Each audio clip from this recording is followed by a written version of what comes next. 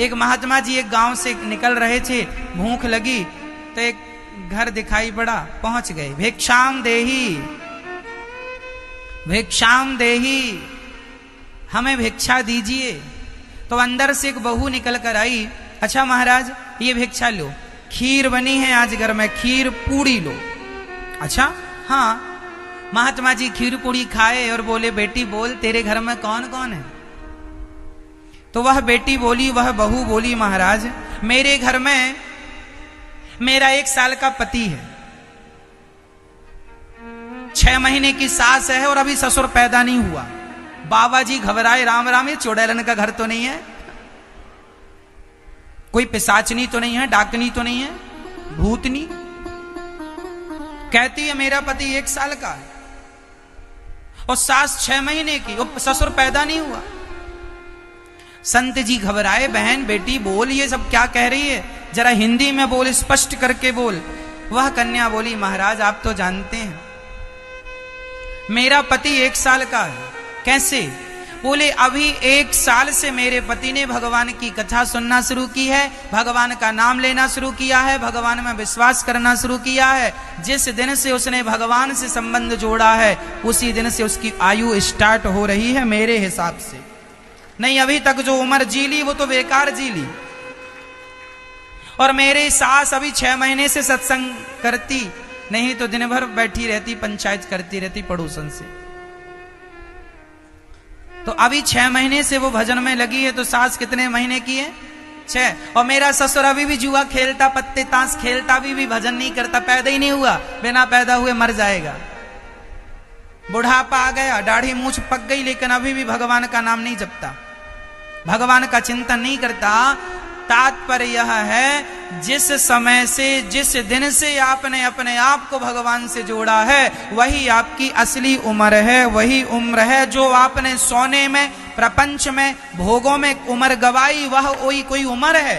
अरे भोग भोग कर तो कुत्ते बिल्ली भी अपनी आयु व्यर्थ गवा रहे हैं, खाना खा के आयु गवाई तो कुत्ते बिल्ली भी सुअर भी खा रहे हैं। और सोना, ये सोने में तुम्हारी आयु जा रही है, ये कोई आयु है?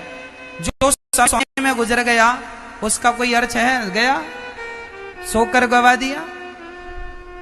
जो समय भगवान के भजन में लगा, जो समय आत्म कल्याण में लगा, जो समय परमार्थ परोपकार में लगा, वही समय सार्थक। कुरुक्षेत्र, पुष्कर, प्रयाग, काशी, गोदावरी, हरिक्षेत्र, कुरुक्षेत्र, रंगनाथ, सेतुबंध, सारे तीर्थों में गए नारद जी, पर ना पश्यम कुत्र मिच्छरमा, मुझे शांति कहीं नहीं मिली। नारद जी कह रहे शांति नहीं मिली। अच्छा फिर शांति के लिए क्या किया? नारद जी शांति के लिए गृहस्थों के घर आ गए, साधुओं के घर गए, वहां भी शांति नहीं। अच्छा नारद जी आप लोगों के घर आए, गृहस्थियों के घर, जब आपके घर आकर देखा तो आपके घर में तो अलग ही तमाशा चल रहा था। क्या चल रहा था? तरुणी प्रभुता गे शाल को बुद्धिदायक, कन्या विक्रियणे लोभात दंपत्तीनां चकल कनम। आज घर में नई नई बहुओं की चल रही है। नारद जी ने कहा आज तो घर में नई नई बहुओं की चलती है, सासू माँ की कोई पूंछ ही नहीं है। अच्छा आप लोगों की पूंछ है कि नहीं? मैया हनुमान जी की तो पूंछ थी, आप लोगों की है या नहीं? हाँ या ना? नहीं। अच्छा आप लोग कहते हैं हमारी कोई पूंछ नहीं, और आपके घर में झगड़ा किस बात का है? पूंछ का। हमें पूछा नहीं। आज हर घर में इस पूंछ का झगड़ा है। सास कहती है बहू ने पूछा नहीं, तो बहू कहती है सास ने पूछा नहीं। एक सज्जन बोले महाराज हमारी तो पूरी भटिंडा में पूंछ है, कहीं भी पूछ लो। एक सज्जन बोले हमारी तो दिल्ली तक पूंछ है। लो, हनुमान जी से भी बड़ी पूंछ वाले लोग आज भी पाए जाते हैं। हमारी तो कहीं भी पूंछ पूछ लो। इसलिए हनुमान जी लंका गए तो अपनी पूंछ में आग लगवा के आए। आप लोग भी जितने जल्दी हो सके अपनी पूंछ में आग लगवा लो। यदि सही वक्त पर ये पूंछ में आग नहीं लगाई तो ये लंका जलाएगी। ये पूंछ क्या है? आपका अहंकार, आपका ईगो। ये जो आपका अहंकार है ना, हमें नहीं पूछा, हमारा सम्मान नहीं किया, हमारा आदर नहीं किया। अरे भाई, भूल गया सामने वाला तो आप बुरा मान जाओगे। सास कहती है बहू मेरा आदर सम्मान नहीं करती। अरे घर की बहू, घर की सास, तुम अपनी बहू से सम्मान करवा रही हो। कुछ ऐसा काम करो कि जमाना सम्मान करे। बहू क्या सम्मान करेगी? जितना कर रही है ठीक कर रही है। आदमी को सम्मान की बड़ी भूख होती है। अरे सम्मान ही चाहना है तो घर के लोगों से क्या सम्मान चाहते हो? कुछ ऐसा करो कि जमाना आपका सम्मान करे। कुछ करने से सम्मान होता, घर में खटिया तोड़ते रहो, कोई एक सम्मान करो। कोई सम्मान करेगा? घर में ही पड़े हैं तो कहे सम्मान करो, करेगा कोई सम्मान? अरे सम्मान उनका होता है जो सम्मान के योग्य होते हैं। इसलिए आप सम्मान की चाहत, जो आपकी चाह है, इच्छाएं हैं, इस इच्छाओं की पूंछ में, ये आपकी जो इच्छा है ना, यही आपकी पूंछ है। और इस इच्छा रूपी पूंछ में आग लगवा दो। हनुमान जी लंका गए तो पूंछ में आग लगवा दी। पूंछ बुझाई खोई श्रम, धरि लघु रूप बहोरी, जनक सुता के आगे, ठाण भयं कर जोर। हनुमान जी अब उन्हीं पूंछ पर आग लगवाते हैं, शांति का अनुभव होता है। अच्छा, हनुमान जी ने पूंछ में आग क्यों लगवाई? क्योंकि हनुमान जी लंका जला के जाते तो राम जी कह रहे हैं हनुमान जी आपने तो बड़ा काम कर दिया, लंका जला दी, सिया का पता लगाया, जो कोई ना कर सका वो आपने किया। तो हनुमान जी का अहंकार बढ़ जाता कि नहीं? यदि आपकी कोई तारीफ करने लग जाए ना तो आपका अहंकार बढ़ जाता है। हाँ, हनुमान जी की तारीफ तो सारा संसार करता है। सोचो हनुमान जी का अहंकार कितना बढ़ जाता। इसलिए हनुमान जी बोले कि एक काम करो, जमाना तारीफ करे। लंका जला के सीता माँ का पता लगा के राम जी तक पहुंचे, उसके पहले ही पूंछ में आग लगवा दी। ना रहेगा बांस ना बजेगी बांसुरी, पहले ही आग लगवा दी ताकि अहंकार आए ही। अहंकार आने का रास्ता क्या है? पूंछ। पहले ही पूंछ में आग लगवा दी। तो आप भी अपने अहंकार को समाप्त कर दीजिए। जो मिल जाए सम्मान बहुत है, कर्म अच्छे करोगे तो जमाना सम्मान करेगा। अच्छे कर्म नहीं करेगा कौन सम्मान करेगा?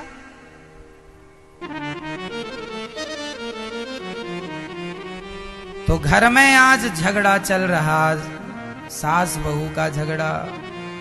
आपके यहां चलता कि नहीं सास बहू को झगड़ा? बठिंडा में सासें लड़ती हैं कि नहीं? हा? बहुत लड़ती हैं। बहुएं लड़ती हैं यहाँ की नहीं? अच्छा, यहाँ की बहुएं नहीं लड़ती, केवल सासें लड़ती हैं यहाँ की। अच्छा, देखो जी, सास बहू दोनों को समझ के चलना चाहिए। सास को बहू से इतना प्यार करना चाहिए कि बहू अपनी माँ को फोन लगाना भूल जाए। सास अपनी बहू को इतना प्यार करे, इतना प्यार करे कि वह अपनी माँ को फोन लगाना भूल जाए, अपनी सास को ही माँ मानने लग जाए। और बहू भी अपनी सास को इतना प्यार करे, इतना प्यार करे कि वो भी अपनी बेटी को फोन लगाना भूल जाए, तुम्हें ही अपनी बेटी के रूप में एक्सेप्ट कर ले। यदि तुम दोनों समझदारी से आ गई और चल गई मेरी माँ, तो आपका घर स्वर्ग बन जाएगा। पर विडंबना यह है कि आप एक हो तब।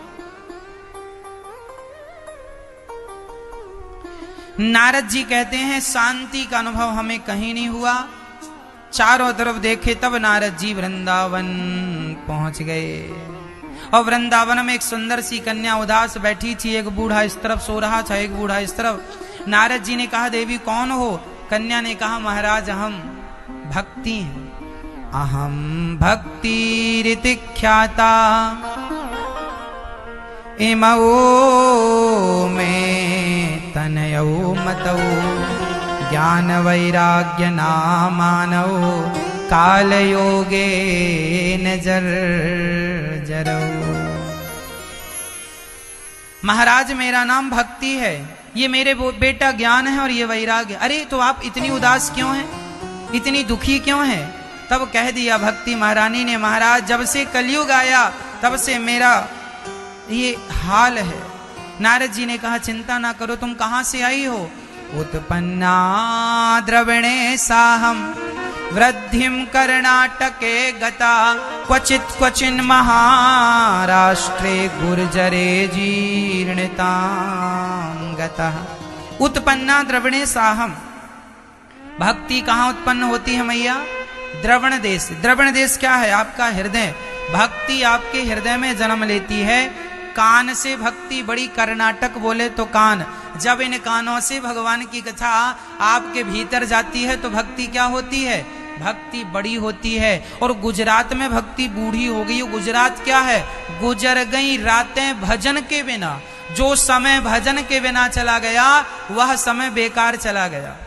अच्छा, आपका समय भजन के बिना तो नहीं जाता, इसलिए सोने के पहले भगवान का चिंतन किया करो, काम करते रहा करो और नाम जपते रहा करो। श्रीमन्नारायण चरणौ शरणं प्रपद्ये, श्रीमते नारायणाय नमः। श्रीमन्नारायण बोलो, श्रीमन्नारायण बोलो, जय श्रीमन्नारायण, जय श्रीमन्नारायण, जय श्रीमन्नारायण। काम करते रहा करो और कृष्ण कृष्ण, राम राम, सीता राम, राधे श्याम और श्रीमन्नारायण श्रीमन्नारायण का जाप करते रहा करो। चलते फिरते काम करते हुए भगवान का स्मरण करते रहो। जो समय भगवान में लगा वही समय समय है, बाकी सब बेकार है। सहेली को भी बेटा हो गया, मेरी सखी को भी बेटा हो गया, मेरे साथ मेरे 1 साल बाद इसकी शादी हुई, इसको भी बेटा। हे भगवान मेरे को बेटा नहीं हुआ। अब उसको ये लगता है कि सबको तो बेटा हो रहे हैं, हमें क्यों बेटा नहीं हो रहे? लगता भगवान हमसे नाराज है, लगता हमने कोई पाप किया। तुमने पाप नहीं किया, तुमसे ईश्वर नाराज नहीं है। बात यह है जिनके सिर पे कर्जा था तो बेटा आया, जिनके सिर पे कर्जा नहीं था ईश्वर ने सोचा कि तुम झंझट में ना पड़ो, जिनके बच्चे हैं उनसे जाकर देखो वो ज्यादा परेशान है। तो शायद ईश्वर ने तुम्हें बहुत बड़ी मुसीबत में डालने से तुम्हें बचा दिया। आनंद से तुम संसार में रहो और यहां से जाने के बाद सीधा भगवान के धाम को चले जाना। तुम्हारी यूं ही मुक्ति हो जाएगी, मोक्ष हो जाएगा। ईश्वर तुम्हें झंझट में डालना नहीं चाहते। और रही बेटों की बात, तो बताओ बेटों से ही जय जयकार होती है क्या? गुरु गोविंद देव जी के 4 बेटे 2 युद्ध में मारे गए। 2 बेटों को जिंदा दीवार में चुनवा दिया गया, हाँ या ना? गुरु गोविंद देव जी के 2 बेटों को जिंदा दीवार में चुनवा दिया गया। गुरु गोविंद देव जी की पत्नी आई, हाथ जोड़ के रोने लगी, सुनो जी हमारे बच्चों को जिंदा दीवार में चुनवा दिया गया। रोने लगी। गुरु गोविंद देव जी ने समझाया, अरे भाग्यवान रोती क्यों है? क्यों ना रोए, बच्चे जिंदा मार डाले दुश्मनों ने। रोने लगी। तब धन्य थे गुरु गोविंद देव जी। गुरु गोविंद साहब ने समझाया, अरे पगली रोती क्यों है? तेरे 2 बेटे मरे हैं। देख ये जो लोग बच्चे खड़े हैं ना मैदान में, जितने लोगों पर तेरी दृष्टि जाए समझ लेना ये सब तेरे ही बच्चे हैं, ये सब तेरे ही बच्चे हैं, हम सब तेरे ही तो हैं। अर्थात तुम्हारा बेटा, यदि मैं कह दूं कि ये बच्चा है, मेरा है, तो कह देने में क्या नुकसान है? हाँ, तुम्हारे बेटा तुम जन्म दोगी तो ही मां बनोगी, क्या ऐसा है? ना मेरी मां, किसी पर भी करुणा की दृष्टि से देख लो, वही तुम्हारा है। गौरी गोपाल वृद्धाश्रम में 200 माताएं रहती हैं, ध्यान से सुनना।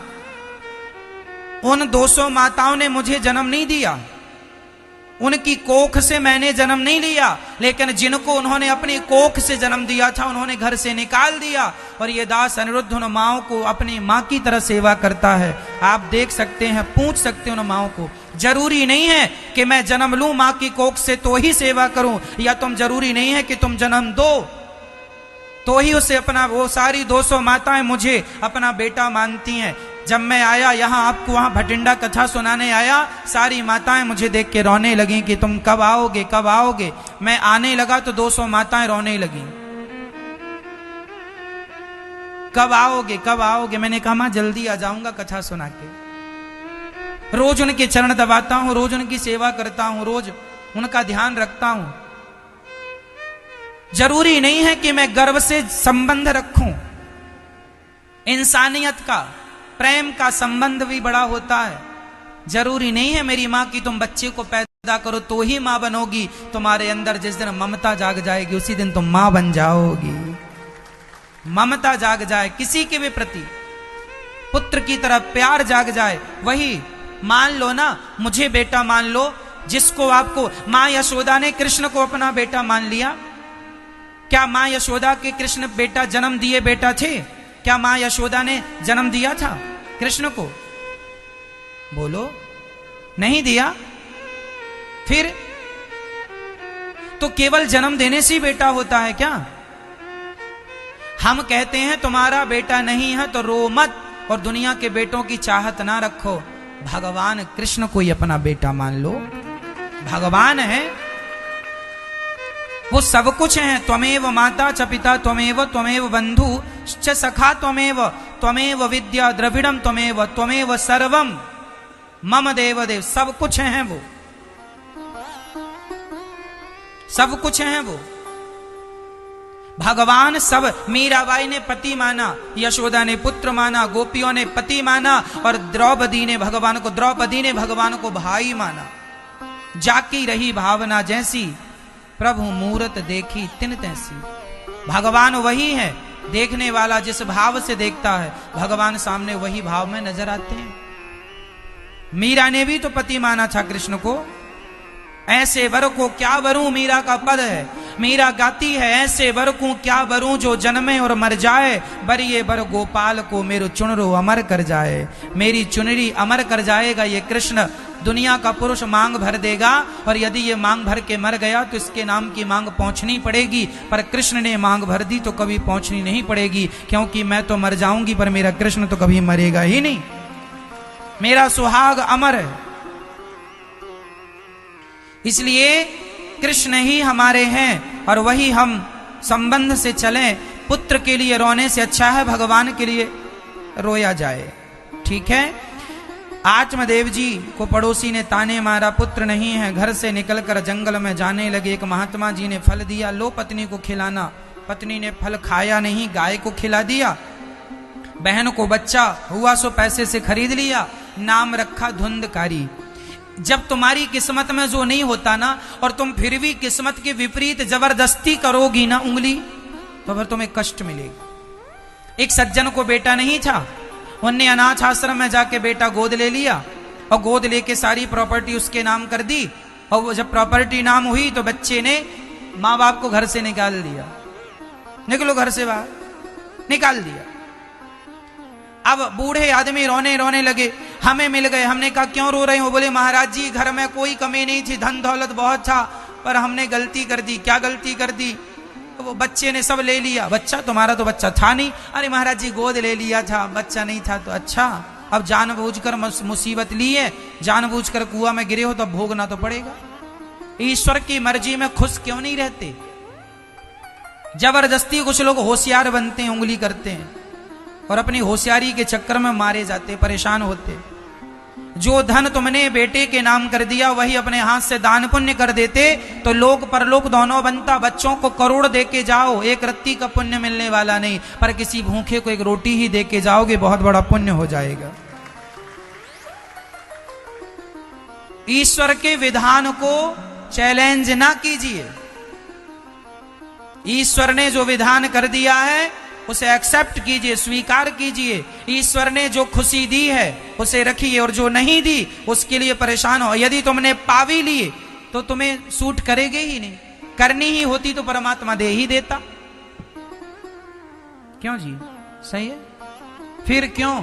इसलिए ईश्वर के विधान में प्रसन्न रहो, जैसे रखे राम जी रहना चाहिए और सीताराम। अब देखिए आत्मदेव जी के भाग्य में बेटा नहीं था, इन्होंने जबरदस्ती बेटे के लिए रो रहे हैं। तो संत जी ने फल दिया था कि खाएगा चल बेटा होगा, पर फल गैया को खिला दिया। तो गाय के बच्चा हो गया, नाम रखा गौकर्ण।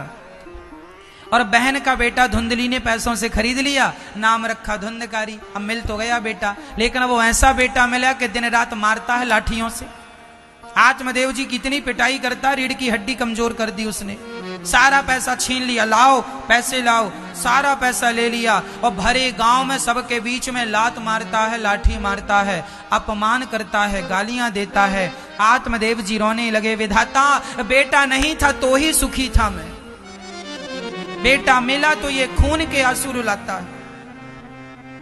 भगवान ने कहा मर्जी तो कर रहे थे अपनी, मैं तो नहीं ही दे रहा था, तुम ही पीछे पड़े थे। अब लो, जो तुम्हारे भाग्य में नहीं है वो यदि तुम्हें मिल भी गया, तुमने भाग्य के अपोजिट काम कर लिया, ले लिया, सूट नहीं करेगा।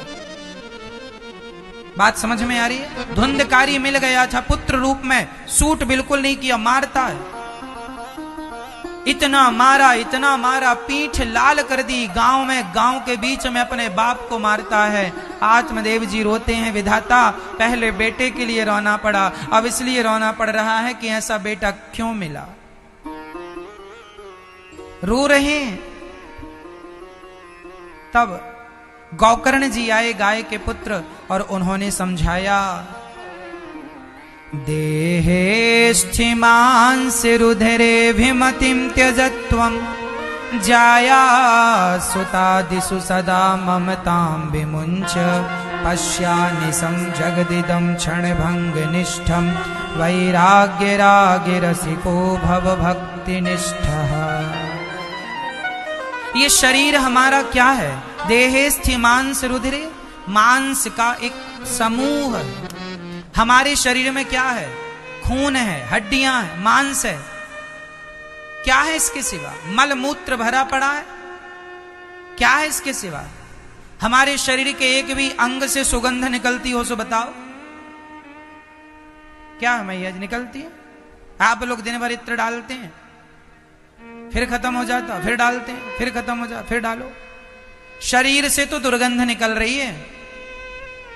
अब कोई दुर्गंध के रास्ते में सुगंधी डाल भी दे, कितनी देर चलेगी? निकलना तो दुर्गंध ही है। ये शरीर हमारा मलमूत्र का एकमात्र घड़ा है। हड्डियां, खून, अस्थियां, चर्म इत्यादि से बना ये निर्मित शरीर है। इसमें आसक्ति रखना ठीक नहीं, इससे प्यार करना ठीक नहीं। कोई कहे कि मैं शरीर से प्यार करता हूं, तो शरीर से प्यार करने वाले लोग क्या समझदार माने जाएंगे? तुम्हारा शरीर क्या? दुर्गंध का एक घड़ा कह दो। शरीर के हर अंग से दुर्गंध।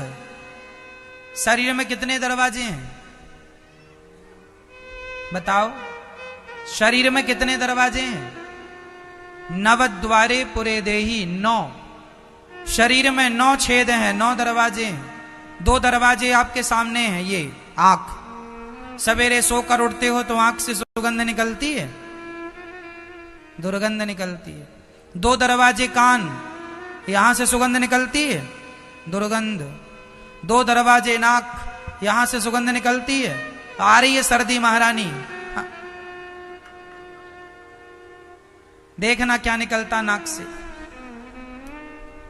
फिर 2, 2, 4, 2, 6, एक ये मुख, ये छेद हैं। कितने दरवाजे हो गए? 7। एक मूत्र द्वार, एक मल द्वार, टोटल 9। यह 9 दरवाजे हैं हम सबके शरीर में। इस 9 दरवाजे के शरीर से कोई प्रेम करे, जिसमें केवल मल ही भरा है, मूत्र ही भरा है, इससे कोई मोहब्बत करे तो पागलपन नहीं तो क्या है? प्यार करना है तो जैसे सुदामा ने भगवान से प्यार किया था, भगवान से प्यार करो। उनका शरीर दिव्य शरीर है, उनसे प्यार करो। क्या संसार? संसार के लोगों से व्यवहार करो, प्यार नहीं। ये शरीर किराए का है। आप कहते हैं ये मेरी पत्नी है। धुंधकारी के पिता आत्मदेव जी कहते हैं मेरी पत्नी ने, मेरे पुत्र ने धोखा दिया, मारा। अरे कोई पत्नी और कोई पुत्र नहीं है। अच्छा ये बताओ, आपकी पत्नी है, आपकी पत्नी पुत्र है? आप कहते हैं ये मेरी पत्नी है, मेरा पुत्र है, मेरा है आपका? दिल में हाथ रख के बताओ, आपकी पत्नी आपकी है? आपका पति आपका है? आपका बेटा आपका है? चलो बेटा पति पत्नी को छोड़ दो थोड़ी देर के लिए, ये बताओ ये जो शरीर है आपका, क्या यही आपका है? यदि ये शरीर आपका है या आपका था, तो फिर ये बताओ आपका शरीर बूढ़ा हो गया, आपने रोका क्यों नहीं? यदि ये शरीर पर आपका अधिकार था, तो हाथ कमजोर पड़ गए, कमर कमजोर पड़ गई, पीठ कमजोर पड़ गई, रोका क्यों नहीं?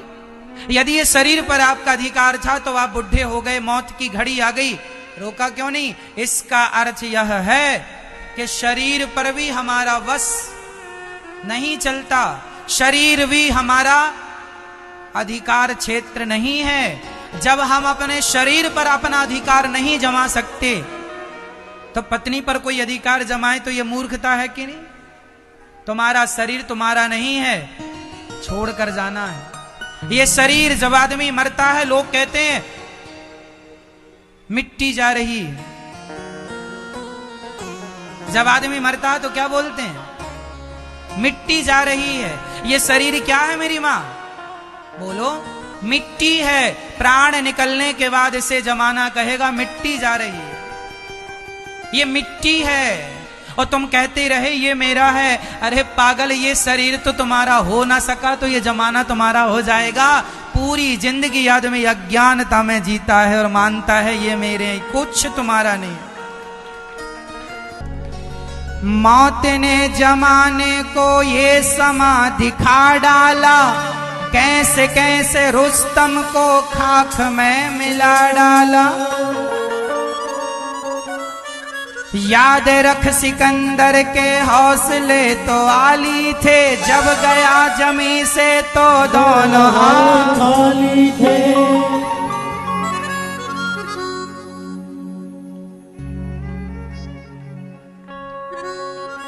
अब न वो हलाकू है और न उसके साथी है, जंग जो न कोरस है और न उसके हाथी है, और न उसके हाथी है। कल जो तन के चलते थे अपनी शान और शौकत पर, शम्मा तक नहीं जलती आज उनकी गुर्बत पर। जो कहते थे मेरे बाद क्या होगा, मेरे बिना क्या होगा, कह दो उनसे आकर देख लें, तुम्हारे बाद भी ये दुनिया रंगीन। आज पूज्य श्री अनिरुद्धाचार्य जी महाराज ने हम सभी लोगों को बहुत ही उत्तम एवं शिक्षाप्रद कथा सुनाई है। आशा करता हूं कि इस शिक्षाप्रद कथा से हम सभी लोग कुछ न कुछ शिक्षा अवश्य ग्रहण करेंगे और अपने जीवन को सुखी और सात्विक बनाने का प्रयास करेंगे। मित्रों, अगर आपको यह शिक्षाप्रद कथा पसंद आई हो तो वीडियो को लाइक करें और अधिक से अधिक लोगों को शेयर भी करें, जिससे और भी लोग महाराज जी की इस शिक्षाप्रद कथा से शिक्षा लेकर अपने जीवन को सुखी बना सकें। मित्रों, अगर आपने अभी तक हमारे चैनल को सब्सक्राइब नहीं किया है तो हमारे चैनल को तुरंत सब्सक्राइब भी कर लें, जिससे आपको नोटिफिकेशन के माध्यम से महाराज जी के शिक्षाप्रद कथा तुरंत प्राप्त हो सकें। मित्रों, तो कल फिर किसी शिक्षाप्रद कथा के साथ आप लोगों के समक्ष प्रस्तुत होंगे। तब तक के लिए जय श्री राधे।